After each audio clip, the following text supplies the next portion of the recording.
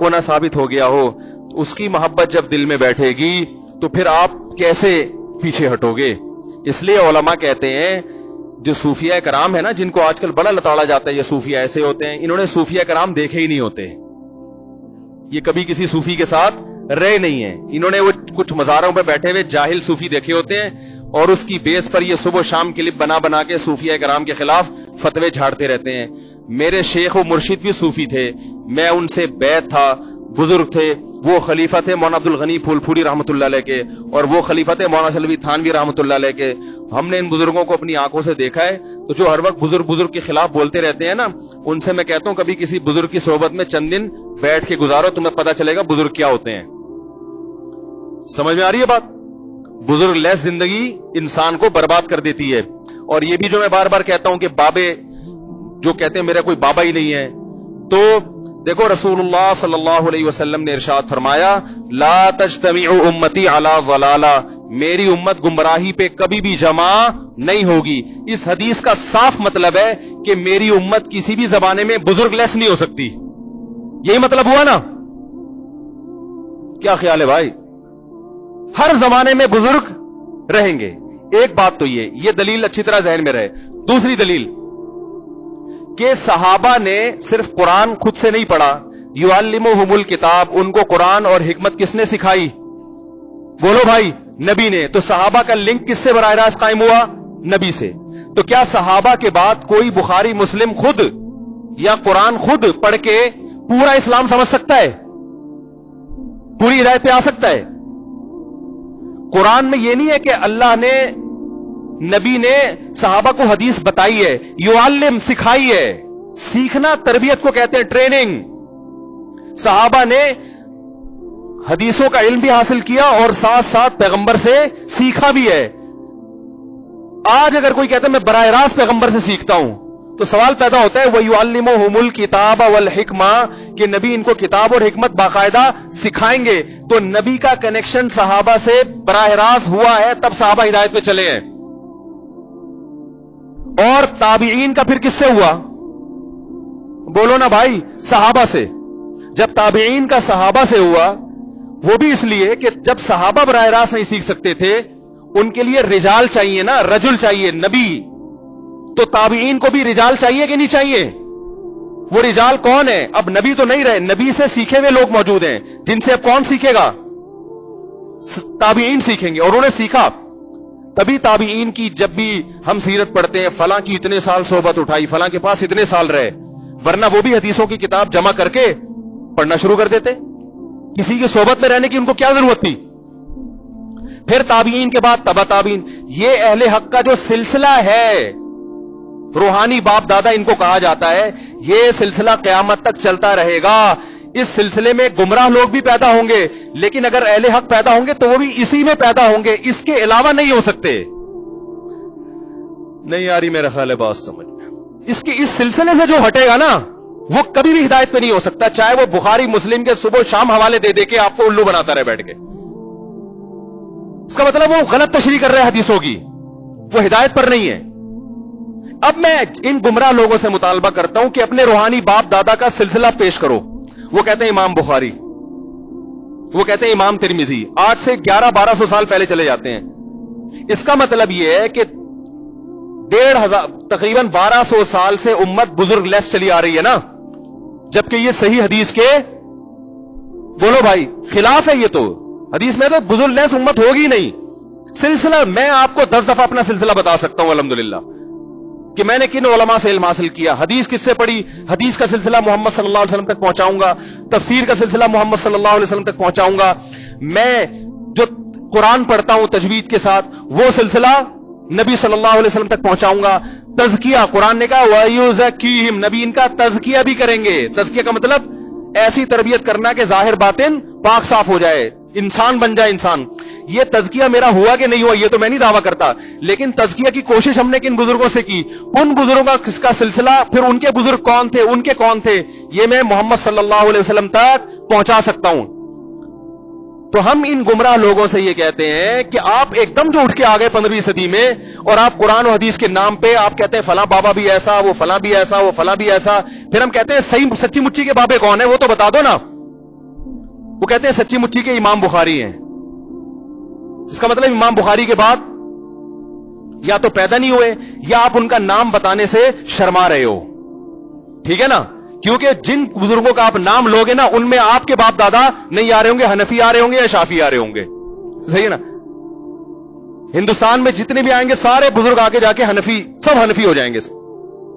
اور آپ کو لفظ حنفیت سے کیا ہے چھڑے, آپ سارا دن انہی کے خلاف بولتے رہتے ہو, تو آپ ان کو اپنے کھاتے میں کیسے ڈالو گے آپ؟ یا کوئی ایسا آ رہا ہوگا جس کے نظریات سے آپ کے نظریات بالکل مختلف ہوں گے.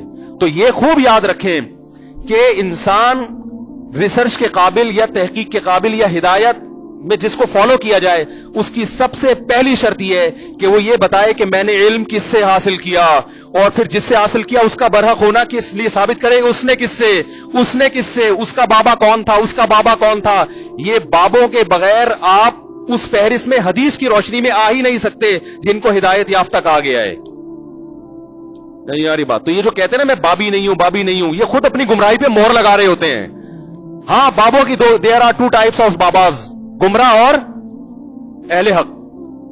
تو آپ نے ہمارے والوں کو تو سب کو گمراہ قرار دے دیا, تو آپ اہل حق دکھائیں, ہم ان کو فالو کرنا شروع کر دیں گے.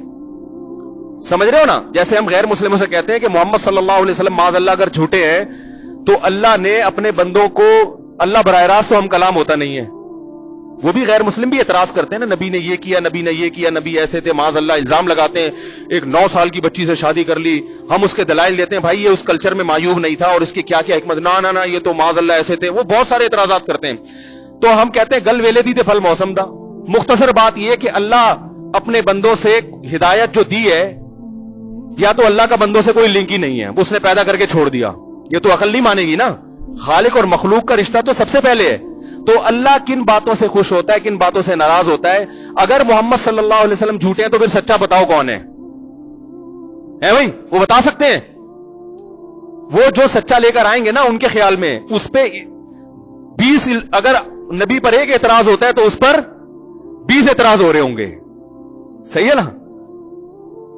تو ہم کہتے ہیں بھائی اس سے پتا چلتا ہے کہ اللہ نے محمد صلی اللہ علیہ وسلم کے علاوہ کسی کو پنپنے دیا ہی نہیں ہے. تو جن بزرگوں سے ہم نے علم حاصل کیا, دین حاصل کیا, انہی لوگوں نے ماضی میں خدمات سر انجام دی ہے, میدان جہاد میں بھی, تصوف کے میدان میں بھی, حدیث کی خدمت میں بھی, فقہ کی خدمت میں بھی, تفسیر میں بھی, تزکیہ میں بھی. انہی کی راتوں کی عبادتیں. میں اپنے شیخ کو جانتا ہوں, ہمارے شیخ حضرت مفتی رشید احمد صاحب رحمہ اللہ تعالی رات میں تہجد میں 5 رکعت تلاوت کیا کرتے تھے, اور اتنا روتے تھے اللہ کے خوف سے کہ حضرت نے دعا مانگی کہ اللہ میرا رونا بند کر دے, صحت کو نقصان ہو رہا ہے. سمجھ رہے ہیں. آج تو سب سے بڑا مسئلہ ہے اللہ کی محبت میں رونا نہیں آتا. ہمارے حضرت کو اتنا آتا تھا کہ اللہ سے دعا مانگی, اللہ میری یہ کیفیات بولو بھائی ختم کر دے. پھر ان کی تقریباً 20 سال سے ہی یہ بخاری پڑھائی ہے. اتنا بخاری پہ عبور تھا. بدعت کے بہت خلاف تھے, بہت زیادہ خلاف تھے بدعت کے. عقائد ایسے صاف ستھرے. ہم نے تو ان بزرگوں کو دیکھا ہے, لیکن نکالنے والے ان کی بھی کتابوں کو غلط توڑ موڑ کے کچھ بھی نکال کے ان کو بھی الزام لگا دیتے ہیں. اور ہم جب کہتے ہیں اس الزام کا جواب دینے کے لیے ہم تیار ہیں, سامنے بیٹھو, سامنے بیٹھنے کے لیے تیار, وہ کلپ بازی جو ٹائم ویسٹنگ. تو یہ جو ہے نا بزرگ لیس معاشرہ, یہ اسلام کا معاشرہ نہیں ہے, قرآن و سنت کے بالکل خلاف ہے.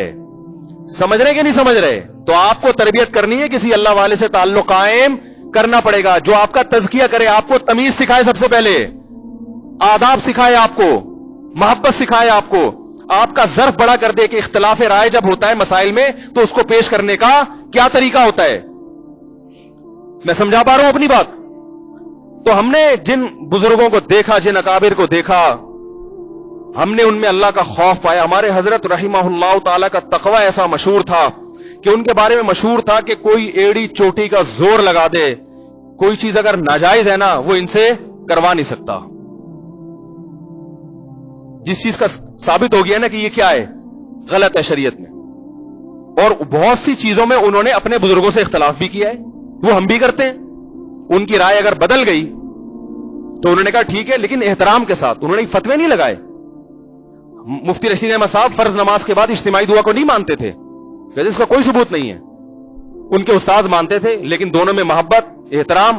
حضرت نے پورا رسالہ لکھ دیا کہ فرض نماز کے بعد اجتماعی دعا ثابت نہیں ہے. لیکن حضرت نے کلپ بنا کے عوام میں آگ بولو بھائی نہیں لگائی. تنزیہ جملے لکھ لکھ کے جو لوگ دعا مانگ رہے ہیں ان کو ان کی نفرت ہے کہ ان کو تو کچھ بھی نہیں آتا. ایک دفعہ ایک عالم آئے, بڑے عالم ہے ملک کے, وہ آئے, انہوں نے نماز پڑھائی. حضرت نے ان سے کہا آپ نماز پڑھائیں. انہوں نے نماز کے بعد اجتماعی دعا مانگی. تو ہمارے ایک مرید, حضرت کے ایک مرید نے حضرت سے پوچھا کہ حضرت آپ تو کہتے ہیں یہ بدعت ہے, یہ کیا ہے؟ فرض نماز کے بعد اجتماعی دعا کیا ہے؟ بدعت ہے. اور انہوں نے مانگی بھی ہے, اور دوسرا بدعتی کو تو امام بنانا ویسے بھی جائز نہیں ہے. تو انہوں نے فرمایا کہ بھائی ان کی اپنی تحقیق ہے, یہ وہ ان احادیث سے استدلال کرتے ہیں جس میں نماز کے بعد مطلق دعا کی فضیلت ہے, اور فی نفسی رفع الیدین بھی ثابت. انہوں نے 2-3 روایتیں ملا کے ایک مسئلہ نکال لیا ہے. تو ان کی تحقیق ہے, یہ کوئی ایسی بدعت تھوڑی جس کی وجہ سے کفر اور فسق کے فتوے لگانا شروع کر دیں ہم. کتنا اللہ نے علم دیا مگر دوسرے کی رائے کا احترام. آج آپ دیکھ لو, 4 کوئی حدیث معلوم ہو جائے نا, فوراً کلپ بنا کے سارے علماء کی توہین کرے گا. ان کو تو حدیث کا نہیں پتا, ان کو تو کچھ آتا نہیں ہے, ان کو تو کچھ آتا نہیں ہے. اور ان لوگوں کے جو مریدین ہیں وہ جتنا بابا پرست ہوتے ہیں, اپنے بابے کو جتنا فالو کرتے ہیں نا ہر چیز میں, اتنا ہم اپنے بابوں کو فالو نہیں کرتے. ہم تو بہت ساری چیزیں ایسی ہیں جو میں مفتی رشید احمد صاحب کی اتنی تعریفیں کر کے بھی ان کی ہر بات سے متفق نہیں تھی. ان کے ہر فتوے پہ ہم فتویٰ نہیں دیتے, لیکن احترام کرتے ہیں. بھائی ان کی رائے تھی, ہماری رائے ہے. تو اللہ کی محبت اگر آپ کو ملے گی نا, پھر صحیح راستہ پتہ چلے گا. اور اللہ کی محبت کہاں سے ملتی ہے؟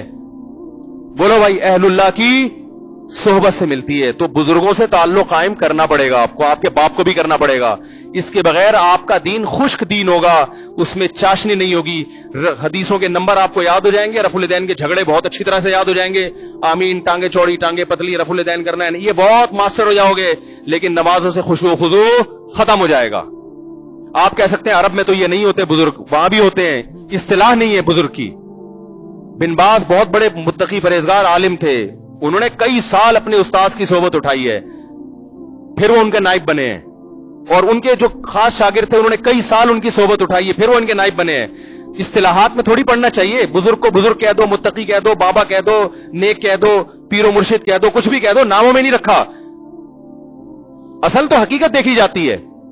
تو جو بھی اللہ کی محبت پیدا کرنا چاہتا ہے اسے اللہ والوں سے تعلق قائم کرنا پڑے گا. اس کے بغیر اللہ کی محبت پیدا نہیں ہو سکتی. اللہ سے دعا ہے اللہ سمجھنے کی, عمل کی توفیق عطا فرمائے.